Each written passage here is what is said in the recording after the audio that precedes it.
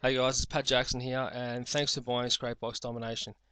I've been using Scrapebox for about 3 months now, and I feel I've got a pretty good handle on how to maximize its potential. So what I decided to do was create 10 videos that go over each of the things you can do in Scrapebox so that you can understand how to use it in the most effective way. Additionally, with your download I've included a PDF guide that is broken up into two sections. The first section discusses profile linking. Now a great way to build backlinks is to create accounts at high PR forums and leave a link in either your signature or bio section. Now, using Scrapebox, I was able to find 10,000 PR4 plus forums that I can get a backlink from whenever I want. I can also use Scrapebox to find thousands more very easily. The second part of the PDF is dedicated to blog commenting. As you know, automated blog commenting is one of the main features of Scrapebox. However, you can also use it to find many high PR blog posts that you can comment on manually. Now, I like to do some of my blog commenting manually if the blog post has a high PR. The reason for this is because you can add something of value to the post and minimize the risk of getting it deleted. Now, using the method I discussed in the PDF, I was able to find in excess of 15,000 PR 5 to 9 blog posts that allow comments. It's very easy to do once you know how to. Okay, so let's get straight into the first video, which is how to set up proxies. Now, it's really important that you use proxies because if you're harvesting thousands of URLs from Google or commenting on thousands of blogs all from the one IP address, it's not going to take very long before your IP starts to get banned. If you use proxies, you're constantly posting and scraping from a different IP address, and this pretty much prevents you from getting banned. So once you have your copy of Scrapebox open, you want to click on the Manage Proxies box. From here, you want to click on Select Proxy Source.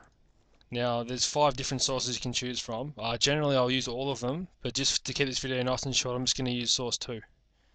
Now, you just want to click on Harvest Proxies, and Scrapebox will go out and find some proxies.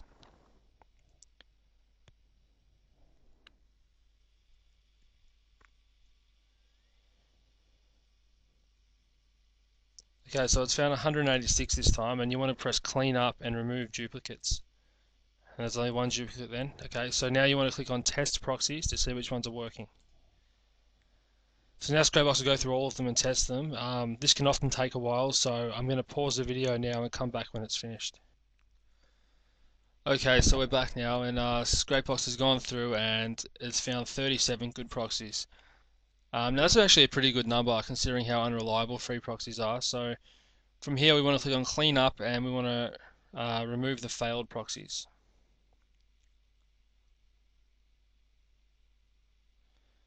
So now there's a list of our 37 that are good and working.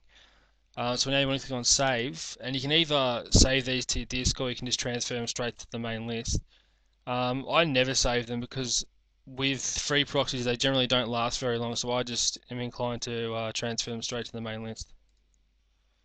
Okay, so now you just want to test that they're actually working, so I'm just going to scrape a couple of WordPress blogs and just see what happens.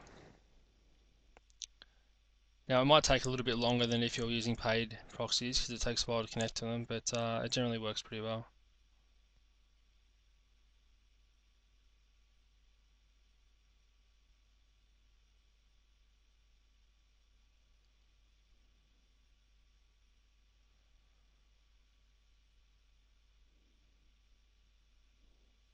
So yeah, it took about 20 seconds to get the first batch, but usually it doesn't take that long. It depends on the proxies, but generally speaking, paid proxies are usually better.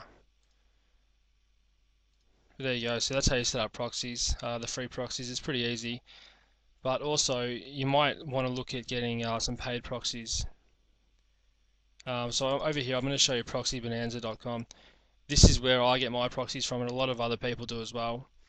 Initially, I was on this light package over here, which is eight different IPs. It's only $6 a month, and eight IPs is plenty. I've actually scraped up to 500,000 URLs all at once with 8 IP addresses, and I didn't get blocked out from Google at all. The only problem is it's got 3 gig of bandwidth a month, and I actually used that in the first 2 days I had Scrapebox. So I actually sent them an email, and I'm now on the same plan with 8 IPs, except I get 20 gig of data a month, and it's only I think 25 a month. So I mean, you really should look into getting paid proxies. It's a lot better than harvesting free proxies all the time, and it's a lot more efficient. So yeah, that pretty much concludes this video. So I'll see you in the next one.